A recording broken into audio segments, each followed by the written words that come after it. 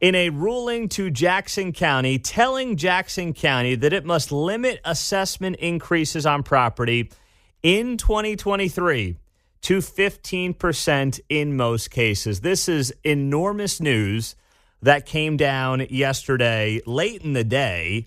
And what it says to me is that for those of you who have been trying to figure out how you're going to pay your future property tax bill, or even if you can pay it, but you think it's absolutely ridiculous that the county increased your property taxes by the tune of 25, 50, 75, 100% based on their ridiculous assessments. Well, guess what? Yesterday was an enormous day for you.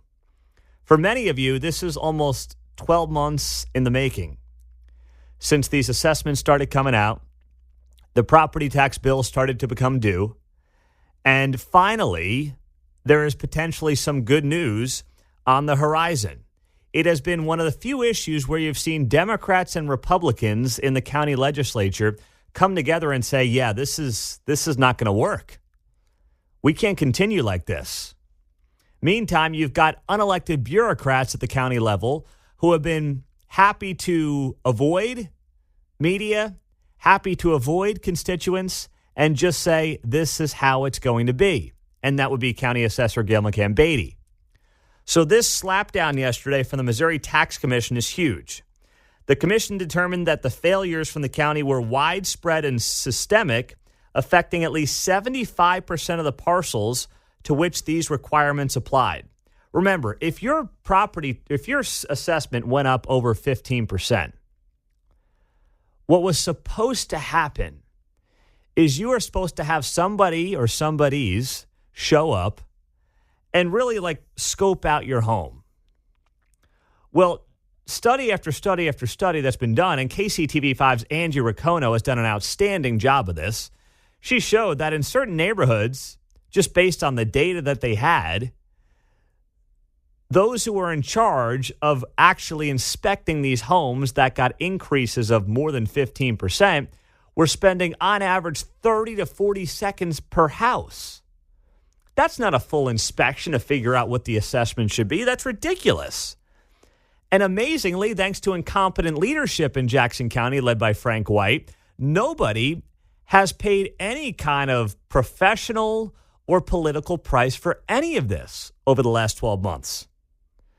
So this is a huge ruling from the Missouri State Tax Commission that came down yesterday. And now Jackson County has 30 days to review some assessments and notify the State Tax Commission for any amounts exceeding 15%. Jackson County can't do anything in 30 days. Look what little they've done in 365 days. My goodness. The order also states the assessed valuation for 2024 properties stay the same as 2023 unless there's new construction or improvements. And of course, Jackson County's not happy about this. They responded to the commission's order in a news release, the county saying it unequivocally rejects the order, deeming it both inaccurate and dangerously politicized. Well, isn't that rich from those people? Worrying about what is dangerously political and inaccurate. My goodness. Let's get it right out of the gates. 913-408-7957. This is huge if you're a Jackson County homeowner. And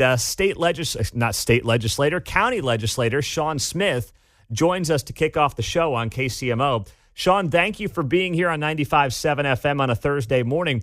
Take me through your reaction to this and what Jackson County homeowners should be thinking and feeling right now. Yeah, so Pete, this was just enormous news. You recapped it excellent. I appreciate that. I will say that, we're in the middle of this court trial, which was seeking to do exactly the same thing, a rollback. The State Tax Commission intervening is great news for people because I really believe that it is going to limit the avenues available to the county. And I want to make something clear. You said that the county responded that this was politically motivated and not accurate. That is not the county. That is the county executive. That is the county executive and the people who work for him who refuse to collaborate and work with the legislature. We've been unanimous as a legislative body that the assessment was done improperly and that action needed to be taken. And unfortunately, we've been hamstrung by the current charter that we operate under, and that is that it doesn't give us the power to do the rollback ourselves. We had to ask the county executive to do it, and he refused. And the attorneys that are supposed to work for the taxpayers and the people of Jackson County, the county counselor's office, refused to help us force that issue. And now, between the county counselor and our county executive, they're saying they're going to defy this order, which is a lawful order from the state tax commission that is extremely well informed and 100% based on accurate facts. And it is not political. You said yourself, this is a bipartisan issue. The legislature is made up of 7 Democrats and 2 Republicans, and we voted unanimously almost a year ago that the assessment was done improperly and needed to be changed. And the administration, one man and his folks that surround him, have been the ones who have put our homeowners and even renters. Think about this, yeah. Renters that are out there, their rent went up because landlords were going to have to pay more property taxes. Mm-hmm. Those people are never going to recover from that. Yeah. And this is a tragedy. If I was in this administration, I would get out of town. Mm-hmm.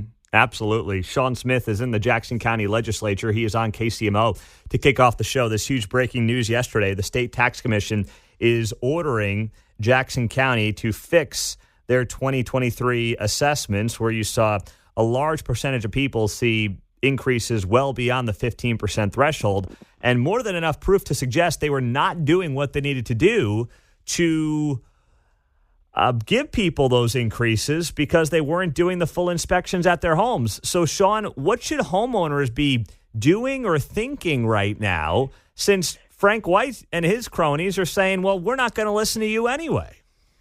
Yeah. So I would for sure ask people to let their voices be heard via calls and emails to the administration and to Frank White. Tell them to stand down on trying to fight this order and to follow the law. And the law put protections in place so that this type of thing couldn't happen.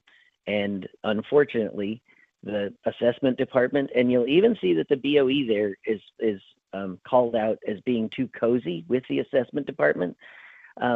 Those things have to change. And what I'm asking our legal team to do is, instead of responding to the county executive's tirade about this being politicized, to now work with the legislature so that we can change our county code and our county policies to make sure that this never happens again, and that people who engage in the kind of behavior that happened here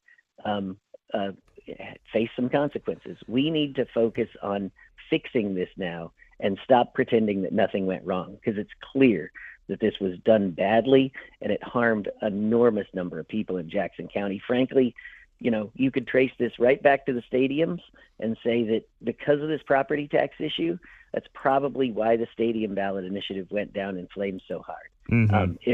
There's other challenges there, obviously, but bottom line is this has caused massive adverse impacts to the people in Jackson County, Missouri. It has. And you're on top of it, Sean Smith, Jackson County legislator. I know you'll continue to be on top of it, and we appreciate you joining us to kick off the show here on a Thursday morning on KCMO. Thanks so much. Thanks, Pete. All right. Great job out of him. 913-408-7957. I can't think of the last time I kicked off the show with a guest, but this is such enormous news. We're going to be all over it this morning. John Patterson is going to be here just after 7 o'clock, Missouri House Majority Leader, on what the state can potentially start doing, the legislature, when it comes to protecting you in Jackson County, the homeowners in this county who have just gotten absolutely fleeced by a county executive and a county assessor who do not care that thousands of people in this county may not be able to pay their property taxes, cannot pay their property taxes, did not get a fair assessment, have not been able to even reach somebody to appeal in some cases. It's been the biggest mess I've ever seen on this kind of an issue. And Frank's got the stones to say, oh, this is politically motivated. Do your job, dude. 913-408-7957. If you are a Jackson County homeowner, this is enormous news for you. It's a step in the right direction. It's not the completion of it, but as you get your morning started, you've got to make sure you're calling up the county executive's office and saying, stand down on fighting this. Do the right thing for once and stand down. And you can have your voice heard on KCMO, and I promise you, there are many of the right people listening. 913-408-7957. You guys have some great questions out of the gates here on KCMO. After this huge decision came down yesterday, Missouri State Tax Commission ordering that Jackson County must limit assessments and the increases on those assessments from 2023 to 15% in most cases. So we've got some of your questions rolling in on the text line. We just had a conversation to start the show with Sean Smith, Jackson County legislator. Pete, will this order still apply to those who appealed? My property went from $189,000 to $330,000. I mean, how freaking ridiculous is that? And then I appealed it down to $220,000, which is higher than the 15% threshold. Yes, I just got confirmation on that. You will still be able to get that down from there because I just did the math. You went from 189 to 220. That's 16%. So, yeah, it still applies to those of you who appealed as long as your appeal is still above the 15% threshold. So that is a very good news. I've got that confirmed, and you're all set. Pete, did Jackson County renew with that third-party company, Tyler Technologies, that helped them with the assessment? No. They have not renewed with Tyler Technologies. But what happened last year, as you may recall, the legislature demanded that Frank White's administration hold payment to Tyler Technologies 1 year ago. What happened? Frank White defied that and kept paying them. So the legislature said, stop paying Tyler Technologies. They clearly have not done their job. We have enough evidence to suggest they did not do their job. And what happened? Frank White said, no, I'm paying them, obviously with your money. So the county hires a company that doesn't do its job right. They screw over the taxpayer. They screw over homeowners and renters, as Sean Smith rightfully points out. They screw you big time. And then you got to pay the company with your money. Right? With your tax dollars. And instead of your leaders at the county level who you elect looking out for you, they just cut the check to the company that screwed you. This is political malpractice in every sense. This is as derelict of duty of a local leader as I have seen in my time in Kansas City. And that is saying something. And if you are a lifer, this has got to be right up there as the worst of the worst for somebody who just does not care about the people who elected them into office. Frank White does not care about you. And even when the Missouri State Tax Commission comes out yesterday and says, hey, you guys royally screwed this up. You have to limit your assessments to 15% based on how you handled this last year and clearly a violation of state law. Frank White says, no, we're not listening. You're being inaccurate, and you are dangerously politicizing this. That is the response from Frank White. If you are a Jackson County resident and you live somewhere that isn't under a bridge, you need to be calling up that county office today. The second it opens up, you need to be getting on the horn and having your voice heard. Because unless you are, I don't care if you're a homeowner or a renter, it doesn't matter. Unless you're homeless, this impacts you. And even if you're homeless, I mean, the homeless shelters, they got to pay property taxes as well, you know? 913-408-7957. Jim is out east, 625 on a Thursday. What's up, Jim? Hey, Pete, I got a question. You got these people that own these rental places, and they've already raised the rent. Are they going to now drop their rent back down? Man, that is an excellent question, Jim. You know, I mean, they should, obviously, just do the right thing if you're a landlord. But right. You know as well as I do, there's plenty that won't, Jim. That's right. So these people have already moved out, changed their lives, and that's an effect that's happened. And Frank White does not care. No, he doesn't. Wow. Thank you, Jim. That's a great point. He just does not care. I've never seen. There are plenty of politicians who are aloof. Frank White takes aloofness to a whole new level. He doesn't care about you. You can't. There's nothing that Frank White has done that suggests he cares one bit about you. And you elected him. I mean, I don't mean literally you, but remember, that race a couple of years ago with Teresa Galvin was, at the time, I said, one of the most important races in the Kansas City area. And Frank White, because I guess he played baseball, won it convincingly. And it's like, that's not at all how we should be electing our leaders. But it's America. It's 2024. And people recognize names and they get impressed by things people did 40 years ago on a baseball field. And they say, oh, yeah, let's continue on with this as county executive. Even though there was more than enough evidence that this county was not trending in the right direction by any stretch of the imagination. The text line is 913-408-7957. Let me get you the Jackson County administration phone number. Here we go. 816-881-3775. The Jackson County Public Administration Office phone number. 816-881-3775. And what you want to do is just tell them to tell Frank White to stand down. Do not fight this. Do not make this more difficult than it needs to be. Stand freaking down.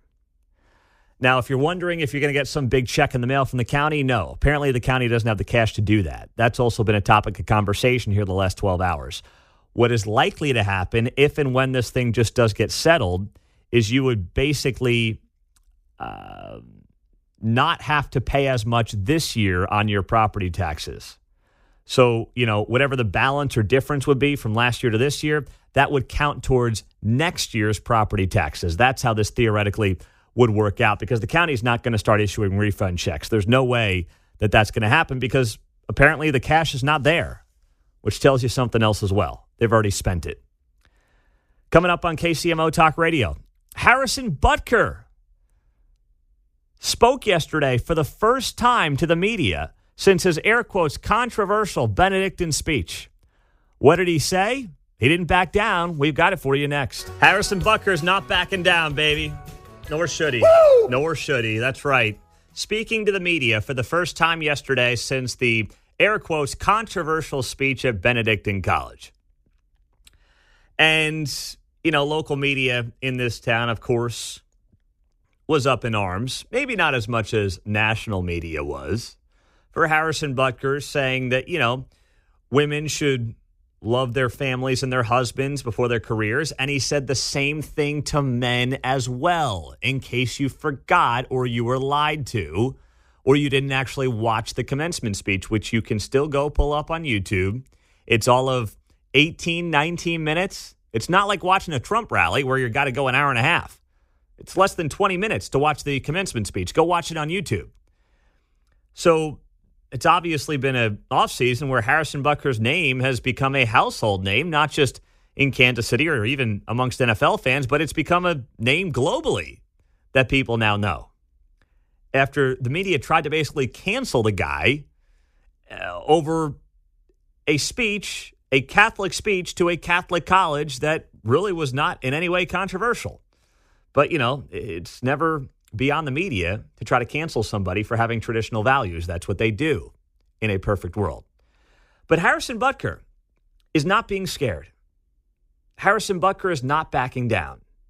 Harrison Butker was asked by the media here in St. Joe during training camp yesterday about this, and here's what he said. Mark is telling me the clip does not exist. If you could pull that clip up for me. I just hit it on the screen, and it didn't do anything, so I'm not sure what happened there. So let me know when you got it, and we'll line it up. Harrison Butker on the Benedictine speech. Let me know when you got that. Because what you're going to hear is a guy who had the opportunity to say, I was misunderstood. people didn't hear me, properly, and I'm sorry if you were offended by my speech. That's not what Harrison Butker said.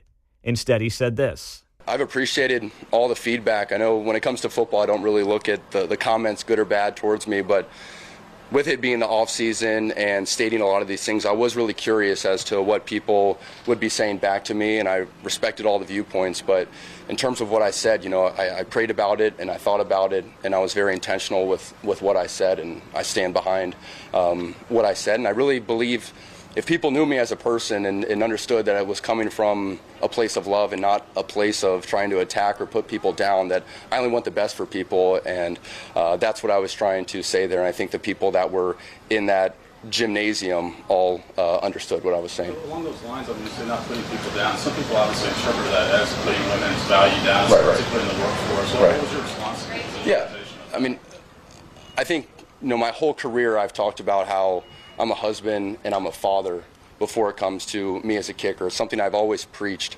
But then when I use that to talk about women and I say that they should embrace and love being wives and being mothers over their career, I think then it gets construed that I'm trying to put women down, which I'm not at all. I love women, I love my wife, and it comes from a place of love. My wife had never heard me speak publicly, and she was there for that moment, and she was up in the background in one of the offices up there, and I was getting emotional looking at her crying and understanding that she has sacrificed so much for me. She has completely changed her life around, and she has made sure she is focused on being the ultimate wife and the ultimate mother, and I love her so much for that. And I see how happy and excited she is day to day to wake up and embrace that life. And she pushes me to be a better husband and a better father and focus on my 3 children and focus on her over maybe trying to be the best kicker I can be out on that field. That is so well said by Harrison Butker. He's not backing down. He's not apologizing. He's standing behind his words, what he said at Benedictine College back in May. And as he says at the end there, yes, his wife loves being a mother and loves being a wife and loves being a homemaker, as he talked about back in May. But notice what he said at the very end. He said, she challenges me to be a better husband and a father. Not, she takes care of the house, makes me some meals, and I'm kicking footballs, and the crowd's going wild, and, I'm being a big meathead while she sits at home with the kids. That's not what he's saying. He talked about her ability as a mother and her ability as a wife challenging him.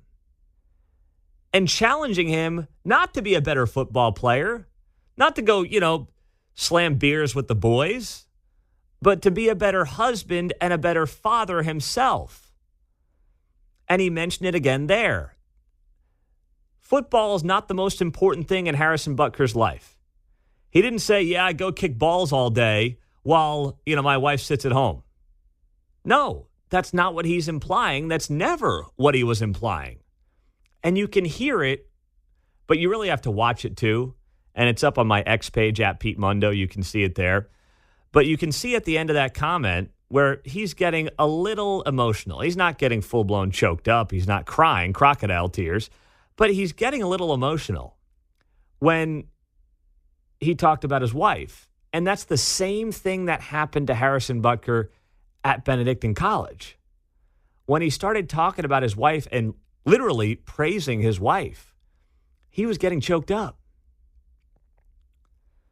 So that was the first time Harrison Butker was being asked about it. He'd done a couple of podcasts this offseason, but, from more of your mainstream media who are going to be like, you told women to stay in the kitchen. And he's like, no, I didn't.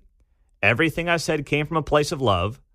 Here's my personal relationship with my wife at home. Here's why we believe this is the best way for, culturally traditional Americans to go about considering living their lives, and this is what works for us. That's what Harrison Butker said.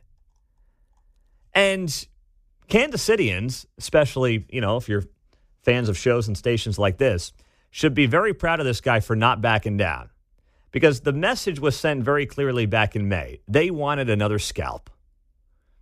And it wasn't just about Harrison Butker. It was about the next NFL player, the next Major League Baseball player, the next NBA player who dare espouse traditional values. Don't do it. Don't go down that road. The media is going to come after you. Social media is going to destroy you, and they will try to ruin you and cancel you. It wasn't even necessarily about Harrison Butker. But to Harrison Butker's credit, he didn't back down an inch, John, and that's exactly what we needed. I believe that his response was perfect, right? And that's what we all need to do. I think it was the great philosopher Paul Rubens, a.k.a. Pee Wee Herman, who said, I know who you are, but what am I? Yeah, yes. Bam. That's so the well game done. and the level that it's worth, right? Okay. Nailed it, I know man. you are, but what am I? What am I? That's exactly right. And Harrison Butker handled that to a T. He wasn't mad. He wasn't angry. Mm-mm. He didn't start, laying into the media. He handled it with class, like a gentleman, but at the same time said, guys, I'm standing by everything I said, and he damn well should. Yeah, when truth's on your side, there's no reason to be all excited and emotional. Dr. Jordan Peterson does that. He's smooth. Yes. Yeah, just like Harrison. Cool as the other side of the pillow, as they say. That's right. Jordan Peterson, Harrison Butker, that's exactly how it's done. On the text line, Pete, would you want your daughter to marry Tyreek Hill or Harrison Butker? Yeah, obviously. We all know the answer there.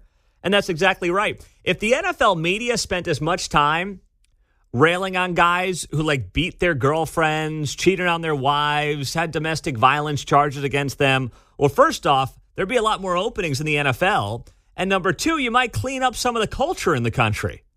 But no, instead, we're going to go after Harrison Butker, who on his own time, as a Catholic, gave a speech at a Catholic college talking about traditional values. How dare you? And that was the response from the media. And Harrison Butker, in a very nice, very Christian way, told him to shove it yesterday. And I'm here for it, man.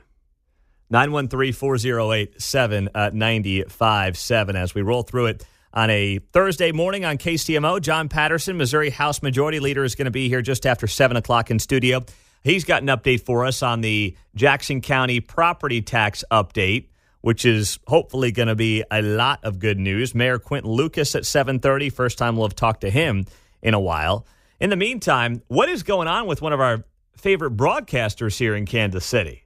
Whoa, baby. We'll tell you what's happening next. Well, the Royals snapped that 2-game slide yesterday, take care of the Red Sox 8-4, and Bobby Witt Jr. continues to earn that $300 million contract, man. How about that? Woo! Woo, baby. You wonder if a guy having the season Bobby Witt's having is going to start to maybe, slow down a little bit as the season goes on, but clearly not. 2 home runs, a double, 4 RBI. Royals beat the Red Sox 8-4 last night. They salvaged that final game of the 3-game set. And with the win, the Royals move a game and a half ahead of Boston in the race for a wild card spot. So this game had implications there, John. It was big stuff last night. Oh, the whole series, it got a little dicey there when we lost the first 2. We had a nice lead on them. They came in with a chance to do something.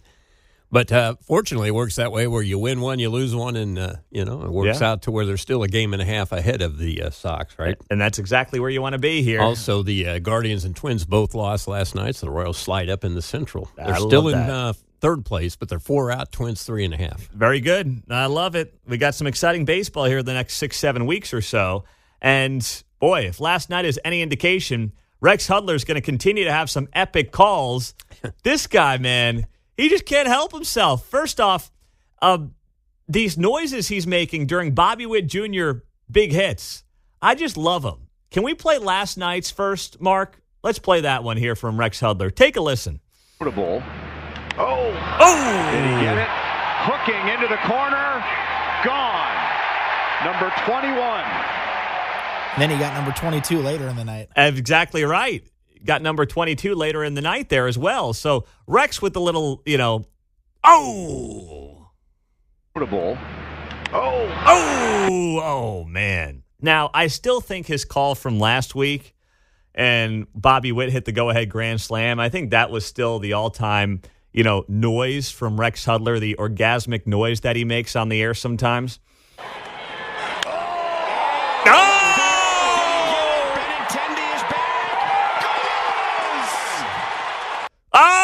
Rex Hudler, Bally Sports, with the call. I'm just loving it, man. I mean, we could put together a compilation of Rex Hudler noises that just like come out of your Alexa or your Google Home late at night or something like that. What a great car alarm. When Bobby hit the second home run last night, my wife said, "What are you doing?" Because I made a similar noise. Oh, no. All of Kansas City is going to be making Rex Hudler noises every time Bobby Witt Jr. gets a big hit. Oh, my goodness. So what did you sound like, Mark, late at night? Whoa! 2 in one night! Whoa! That's what I said. Pretty much close. You're waking up the kids.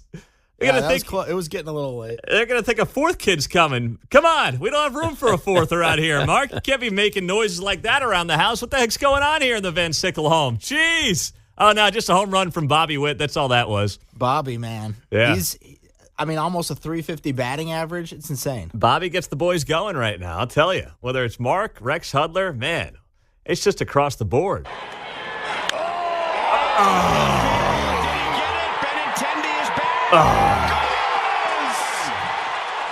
You know, it's funny, in broadcasting, when you're the color guy, as someone who used to do some play-by-play for football and basketball, the color guy really should not step on the play-by-play guy. That's kind of like, broadcasting 101 on the play-by-play side. Let the play-by-play guy do his job, let it breathe, and then the color guy jumps in. But you know what? It's so entertaining. I'm okay with Rex Hudler just making weird orgasmic noises on air. I don't mind it, John. We need the Mr. Mom drop where they say, "Herb, clean up on aisle 4." Oh, that would be a great drop. Yeah. That would be so good. But you know what? It's an exciting year. I can't blame Rex. Right? Listen, it's been almost a decade of futility, okay? So if he's going to get excited with some weird on-air noises once in a while because this team's playing meaningful baseball in August for the first time in at least 7 years, what's wrong with that, John? I was excited. They're at a point I was hoping they would be at, and now that they're in contention, I was a little disappointed that they lost the first two. I thought, well, yeah. If the bubble was probably going to pop, might as well be right before preseason for the Chiefs. Yes. They were timing it right, but no, man, I hope they're in it through September. We'll see what happens. I was going to say, I have not been in town since you've got a September where there's exciting baseball and obviously incredibly exciting football. Right on. And that's, I'm looking forward to that if that's going to be happening here for the first time in my 7 years. You see Red Friday during the football season. During the playoff run, it was blue every day. Oh, man. Everything was blue. The fountains are blue. Everybody was wearing the Royals gear. It's insane. So what's going to happen, though? It's mid-September. Chiefs are getting set for their big game against the Bengals in Week 2.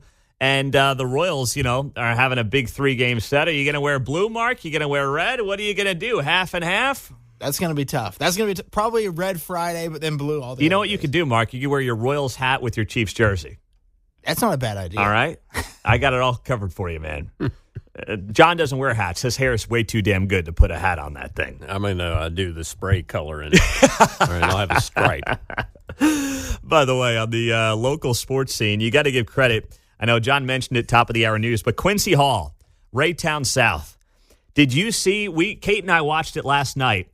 Came from behind to win the men's 400-meter. What a race that was. On the back turn, I want to say he was in 4th or 5th place. Mm-hmm. And his kick, John, I thought he was going to soil himself. He did not look like a guy who had anything left in the tank. He looked like a guy who was kicking but didn't have anything left to actually kick. But, man, that final 100 meters is one of the best 100 meters you're going to watch in a 400-meter Olympic race. It was fantastic. And wins the gold medal, Quincy Hall, Raytown South guy. They panned to Kansas City at his home, and the place was going nuts. It was so fun to see. Oh, you could tell he was reaching for all he had. Oh, man. I mean, it was ran a 43.4, a personal best, 0.37 seconds off the world record. RG3 broke it down. He said that the guy that got second place ran a 12.3 final 100, and Hall, the guy that won, ran the final 100 in 11.6. Wow. Insane. Wow. That is freaking awesome. Well, making Kansas City proud, Raytown South's Quincy Hall, who switched from the 400-meter hurdles a year ago, decided to just be a sprinter, and now winning Olympic gold. Bringing that back to Kansas City. We got to get him on the show. 7:21, and Taylor Swift's concerts tonight, tomorrow, and Saturday in Vienna were canceled. after local authorities were able to sniff out a planned terrorist attack. So this broke late yesterday afternoon after 2 individuals were arrested in a plot to attack Taylor Swift's concerts in Vienna, which were inspired by the Islamic State group Al-Qaeda. This per Austrian authorities, reading this from the Associated Press, and this is an update from just here in the last 10 minutes or so. Investigators found bomb-making materials at one of their homes, and officials said one of the 2 confessed to planning to kill as many people as possible outside of the concert venue. So there were scheduled to be 65,000 fans in the stadium in Vienna, and then as many as 30,000 onlookers outside of the stadium. Now, I know last year, because, I know a Swiftie or two, I don't know if this was the case at Arrowhead, but I know in other stadiums around the country, people would go to the stadium where the concert was and would hang out outside. And there were certain cities, as Taylor Swift's Eras Tour went on last year, who were like, this is not safe, John. We can't have this anymore. Cincinnati was a place where I think they hang out down on the riverfront outside the stadium. That might have been the one right before she came to Kansas City, but I'm not sure. I know in Cincinnati they did that. Okay, they did do it in Cincinnati. Interesting. Mm-hmm. Here at Arrowhead, I know there were fans that did that because there was some tailgating going on. If they didn't have tickets, they just hang out and listen to it from the parking lot. But I know during Chiefs games now, you can't do that anymore. They kick you out. They basically say, if you're going to come here and park, you got to have a ticket. Mm-hmm. You can't just sit in the parking lot anymore. So maybe that didn't apply or doesn't apply to concerts yet. I don't know. But that's why I get it. Authorities are trying to, keep, in this case of Arrowhead, 75,000 people safe. You can't worry about another 10,000 outside of the stadium. And with some of these lunatics out there, you just don't know who's got what kind of motive, John. I can't remember where she was in Europe. Most recent show before these that got canceled was a Hillside. Yes. Right? You could see in the stadium. It's like the old KU football games, the Hill, right? Mm-hmm. And there was like 40,000, I think they estimated. It was crazy. I saw those videos too. It was nuts. So, I know that these European nations are a little more liberal in terms of allowing things like that. I could never envision something like that happening in America where you got 40,000 people trying to leech off a show outside the stadium. But listen, that was happening plenty over there. And officials told reporters today that the 19-year-old Austrian suspect began working on his attack plans back in July. And just a few weeks ago, uploaded to the internet an oath of allegiance to the current leader of the Islamic State group militia. He planned on using knives or homemade explosives to carry out the attack outside the stadium. So this could have been absolutely tragic in Vienna. It was either going to happen tonight or tomorrow night. They don't know which night it was going to happen. By the way, good thing the Secret Service wasn't in charge of this. My goodness. Good job by the Austrian authorities sniffing this thing out. Now, you tie it back to what's going on here in the States because everybody is just hoping and Democrats are praying for Taylor Swift to get mobilized here for the election, right? I mean, if you're Taylor Swift and you just had a plot, thankfully foiled, to kill who knows how many people at one of your concerts because you have young men who are being radicalized by Muslim extremists, and you have Muslim extremism on the rise, in part because of feckless leadership here in the United States. Taylor Swift's smart. I don't care what, you think about her music. I don't care what you think about, probably her politics, but she's not dumb. She's very bright. I've got to imagine, even though I get like celebrities live in a completely different world from you and I when you get to that billionaire Taylor Swift level, I've got to believe she can do a little bit of dot connecting here and say to herself, geez, first off, rah-rah police, right? I mean, back the blue, rah-rah police, rah-rah law enforcement. I'd like to think that is an obvious natural reaction to this if you're Taylor Swift. Thank goodness for competent authorities, competent law enforcement for doing its job and sniffing this whole thing out, number one. And then maybe this one is a bridge too far, but part two, I'm sitting here and I'm thinking to myself, if Taylor Swift wants to do a little bit of self-reflection on the political landscape of the moment, and especially what's happened in the Middle East since the disastrous withdrawal in Afghanistan, how that has emboldened some of the worst actors on the planet, how Al-Qaeda has been now re-engaged, how Iran is feeling confident, more confident than ever before. They may be days away from a massive attack on Israel. I'd like to think that Taylor Swift is a bright lady who can connect the dots here on this. I was going to say a bright young lady. Then I'm like, wait, I'm like a year older than her, so never mind on that. I'd like to think she's a bright woman. I know she is, who can look at this and say, well, hang on a second. How did we get here? How did we end up with a situation where you've got a rise in extremism coming out of the Middle East? Tremendous sums of money funding these terrorist groups and now radicalizing people to kill fellow human beings at or outside of her concerts. So if nothing else, this may be another reason that I am steadfast of the belief that Taylor Swift is not getting involved this November in anything. And I stand by it 110%. And foiling a terrorist attack outside of one of her concerts, having to have her shows canceled in Vienna, and apparently it's a fortune to stay at one of the most expensive cities in Europe. So a lot of people out of a lot of money for hotels and tickets and everything else. I'd like to think that Taylor Swift is able to make this all come together and realize, you know what? I'm going to come to Kansas City in a couple of weeks. I'm going to hang out with Trav. I'm going to wait for that big old ring. And I'm going to kick my feet up and live life. And stop worrying about, cackling Kamala and Orange Man bad. Just live life.